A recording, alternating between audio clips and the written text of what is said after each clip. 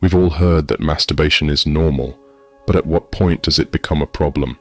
How often can you engage in this act without it taking over your life? And more importantly, what happens when you can't stop?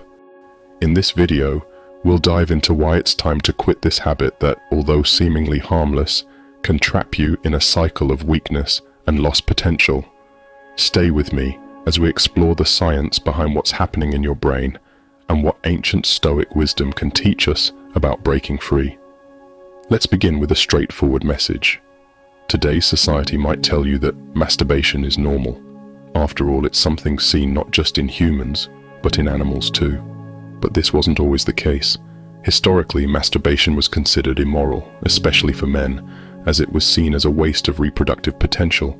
For women, it was thought to create a distance from men by encouraging self-reliance for pleasure. These old beliefs were not just moral judgments. They also came with warnings about potential health risks. Fast forward to today, and we know that masturbation can, in fact, have certain benefits, like helping men who struggle with insomnia by inducing sleep. The French Institute of Health and Medical Research found that the male brain shuts down sexual desire after orgasm, leading to relaxation and drowsiness. But here's the catch. Hidden within these so-called benefits lies a dangerous trap. Masturbation triggers the release of dopamine in the brain, the hormone that makes us feel good, reduces stress, and gives a sense of reward. While this might sound harmless, dopamine is so powerful that it can easily lead to addiction. The Diagnostic and Statistical Manual of Mental Disorders classifies excessive masturbation under hypersexuality disorder, which is linked to obsessive-compulsive behavior. Over time, you might find yourself unable to control your urges, becoming a slave to the very desires you think are harmless. Here's where it gets even more serious.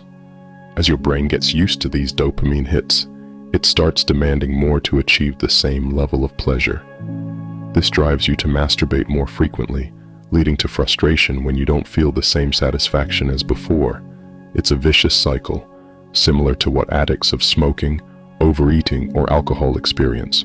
Eventually, your brain begins to block dopamine receptors to stop this overload, leaving you empty and even more frustrated.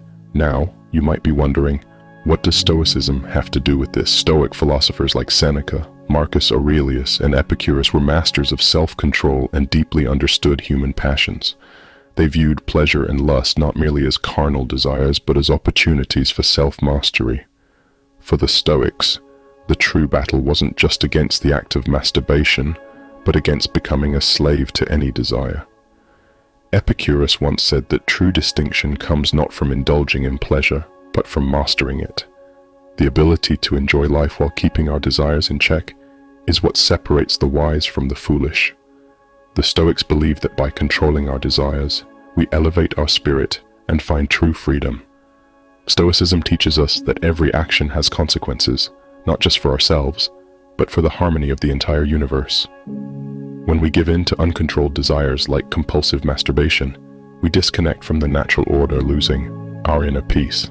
This leads to a life filled with guilt, shame, and dissatisfaction, emotions that the Stoics believe can be managed through introspection and self-regulation. Let me share a story of someone who once struggled with compulsive masturbation. This person sought temporary relief in the act, but was left feeling emotionally stormy afterward. However, through the teachings of Stoicism, they learned to confront and manage their desires, ultimately finding true happiness in self-control. Today, they live a life of inner peace, free from the chains of momentary urges. So, what about you? What are you doing with your life? Do you think spending time in front of screens, giving in to fleeting pleasures, will make you confident, successful, or attractive? Think again. It's time to take control of your mind and your actions. Write in the comments, I am powerful. I control my mind. I choose to do what motivates and improves me. Thank you for watching. If this message resonated with you, like the video and subscribe for more content that empowers you to live your best life.